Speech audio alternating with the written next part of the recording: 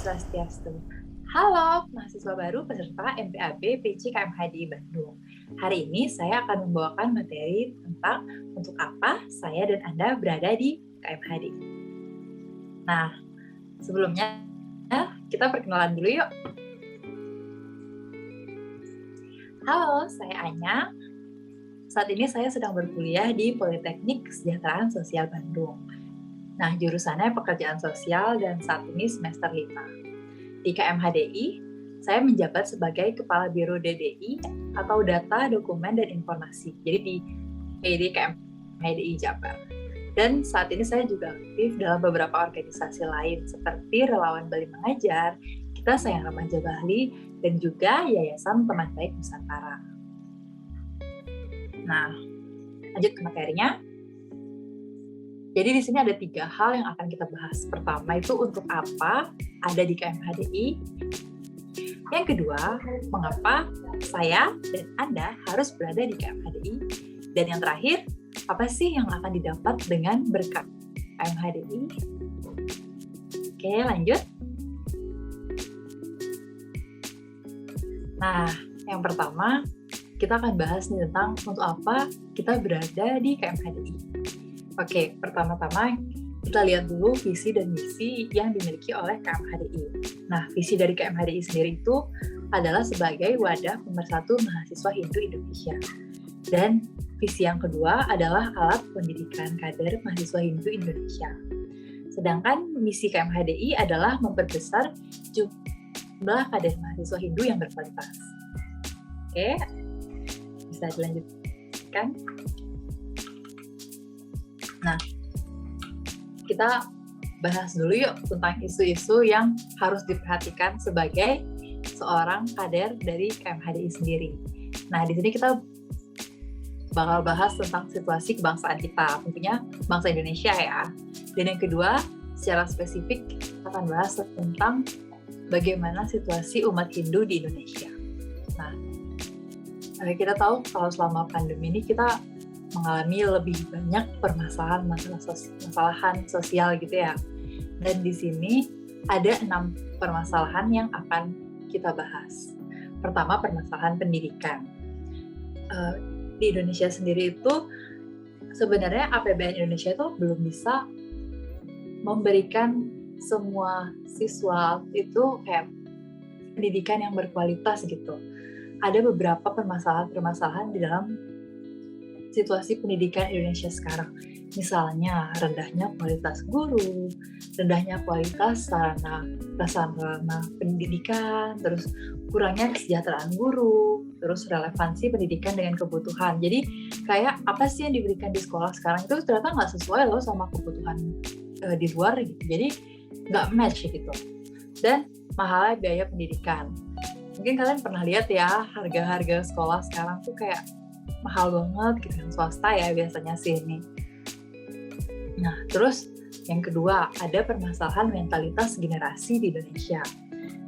Jadi permasalahan mentalitas generasi ini, seperti yang kalian ketahui, mungkin generasi zaman now gitu ya, orang-orang bilang, banyak nilai-nilai yang kurang bisa dipatuhi mereka, seperti nilai kejujuran, terus nilai-nilai toleransi, nilai-nilai disiplin gitu. Jadi mentalitas generasi di Indonesia ini sekarang lagi darurat gitu, karena bisa menimbulkan berbagai permasalahan. Seperti yang ketiga, kita akan langsung bahas ke permasalahan intoleransi.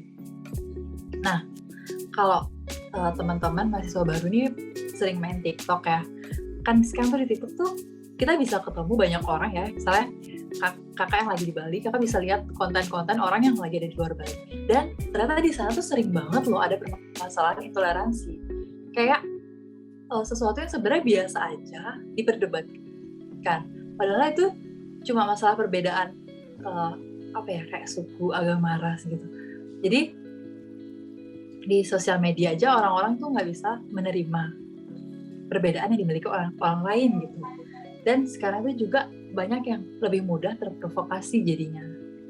Jadi antara satu kelompok dengan kelompok lain. Nah, yang selanjutnya ada permasalahan ketimpangan ekonomi. Jadi permasalahan ketimpangan ekonomi ini mungkin kalian pernah dengar tentang kesenjangan sosial. Ada si kaya dan si miskin gitu ya biasanya dibilang. Nah, permasalahan ketimpangan ekonomi di Indonesia ini sebenarnya sekarang mungkin udah nggak separah dulu ya, tapi masih bisa terlihat. Apalagi di masa pandemi corona ini ya, dimana kalau kita lihat tuh sekarang yang kaya gitu, mereka masih bisa di masa pandemi ini jalan-jalan ke luar negeri, terus beli barang-barang branded, sedangkan ya masyarakat yang miskin tuh mereka buat makan aja susah gitu. Nah, lanjut ke permasalahan selanjutnya adalah permasalahan lingkungan. Di permasalahan lingkungan ini, kalian tahu kan akhir-akhir ini lagi banyak banget yang menyuarakan tentang isu climate change atau perubahan iklim gitu. Dan nggak cuma itu aja, ada juga permasalahan-permasalahan lain yang sebenarnya masih kita miliki di Indonesia sendiri. Kalau permasalahan climate change itu mungkin belum banyak ya yang bahas di Indonesia. Sebenarnya banyak sih, cuma nggak seheboh di luar. Kalau di sini kita masih banyak yang kayak bahas tentang no plastik kayak gitu. Terus ada permasalahan lingkungan yang kayak buang sampah sembarangan, itu sampai sekarang masih kan dipromosikan karena ya yang buang sampah sembarangan itu masih ada, dan itu kan menimbulkan dampak buruk ke lingkungan kita ya. Nah, yang terakhir ini supremasi hukum dan pemberantasan korupsi. Ini sebenarnya lumayan sensitif ya buat dibahas. Jadi kalau yang permasalahan terakhir ini, supremasi hukum dan pemberantasan korupsi, ya kalian tahu sendiri situasi kebangsaan kita saat ini gimana, yang itu ada sempat heboh-heboh pelemahan KPK, terus gimana permasalahan hukum sekarang yang kayak dibilang itu tajam ke bawah tapi tumpul ke atas. Nah kayak gitu teman-teman mahasiswa baru.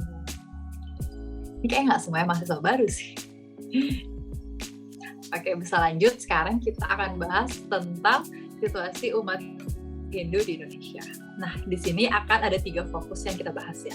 Pertama, kita bahas tentang konversi. Yang kedua, kita bahas tentang pendidikan agama Hindu. Yang terakhir, kita bahas tentang orientasi keumatan. Nah, yang pertama dulu, konversi. Kalau kalian dengar konversi, kayaknya ini udah nggak asing lagi ya. Jadi, konversi yang dimaksud di sini itu adalah ketika seseorang, di sini secara spesifik kita bahas agama Hindu ya, itu dia berpindah agama ke agama lainnya. Nah, ini bisa disebabkan oleh berbagai faktor seperti pendidikan, tradisi atau adat, ekonomi, birokrasi, dan psikologis. Nah, di sini tuh kenapa ini situasi yang perlu diangkat atau perlu kita bahas juga, karena konversi ini nggak yang benar-benar pure terjadi karena dia ingin gitu. Gimana ya bilangnya? Jadi ingin, tapi ada faktor-faktor yang sebenarnya kita sebagai umat Hindu harus ngaca gitu, harus diperbaiki biar teman-teman kita itu nggak berpikiran untuk mengkonversi. Seperti itu. Jadi di sini karena sedih banget loh kalau kita dengar-dengar ada yang memilih untuk pindah agama, alasannya apa? Saya nggak bisa membanten gitu, saya nggak bisa menjahitan gitu. Jadi ya kan alasan tradisi atau adat, dia berpikir ya udahlah pindah agama aja yang lebih mudah, lebih menerima saya. Terus ada juga yang alasan ekonomi. Jadi kayak itu tadi sama, pertama mereka menganggap menjadi seorang Hindu itu mahal, dan yang kedua ada juga yang kayak mungkin karena lingkungannya tidak ada yang Hindu gitu.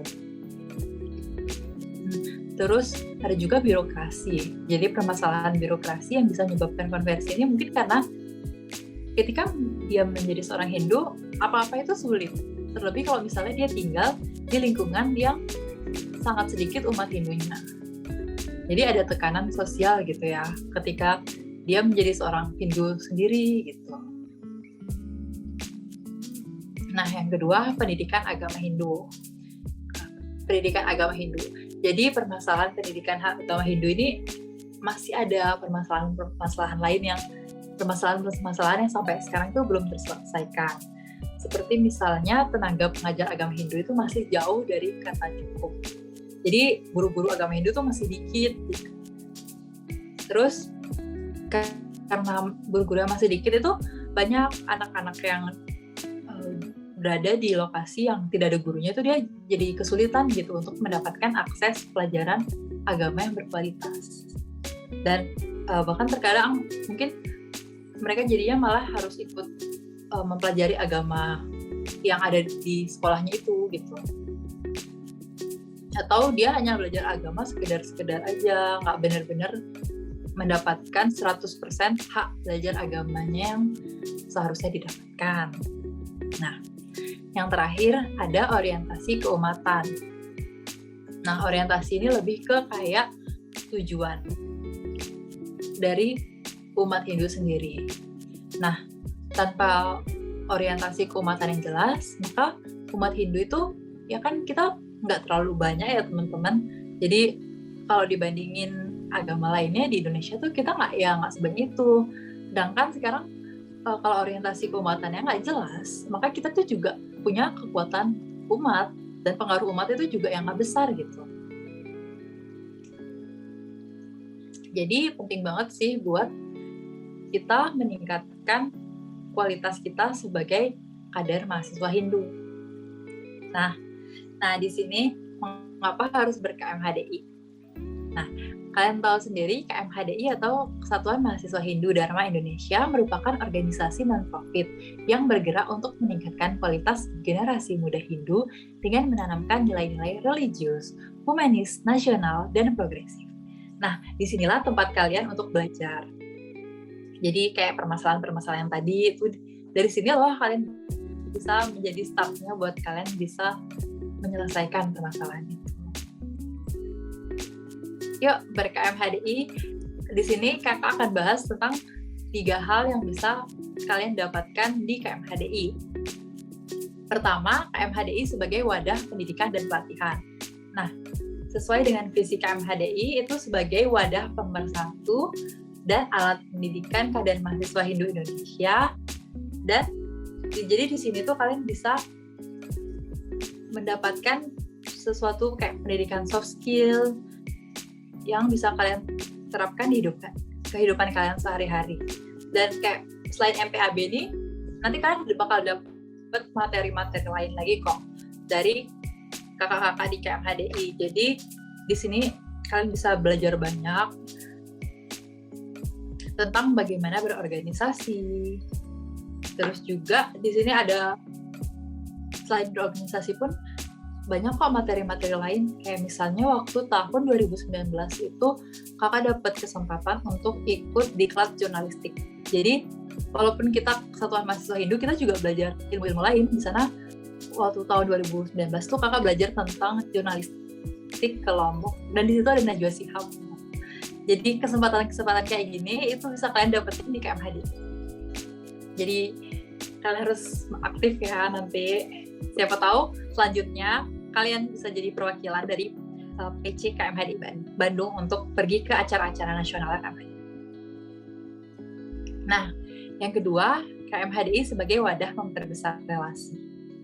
Kalian pasti udah pernah dengar dong kalau relasi itu sepenting itu. Relasi bisa membukakan kita pintu yang sebenarnya tertutup untuk kita, gitu. Tahu lah artinya ya.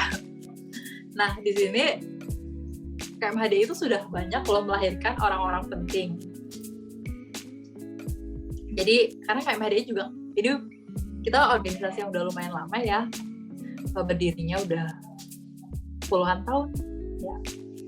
Nah, di sini relasi itu juga nggak cuma relasi yang kayak tadi ya, yang orang-orang penting gitu.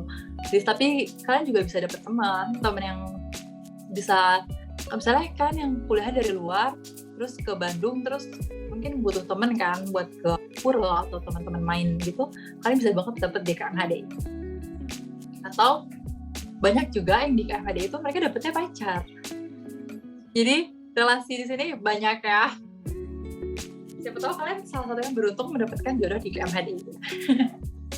Dan yang terakhir, KMHDI memfasilitasi kecerdasan emosional. Nah, di sini selain kalian belajar yang tadi kakak bilang dan dapat relasi, kalian juga bisa melatih kecerdasan emosional kalian. Nah, di sini maksudnya kecerdasan emosional tuh gimana sih? Jadi, itu kayak kemampuan kalian untuk mengelola emosi dan perasaan secara tepat. Dan itu didapat dengan kalian bekerja sama dengan orang gitu. Kayak mungkin nanti selama bekerja sama kalian bisa merasakan gimana sih berkonflik gitu. Terus gimana sih saat program yang kalian inginkan itu ternyata didukung sama teman-teman. Terus saat musyawarah, terus pendapat kalian ternyata nggak diterima. Nah, disinilah kalian akan merasakan itu. Jadi, KMHDI akan memfasilitasi kecerdasan emosional kalian. Oke, lanjut.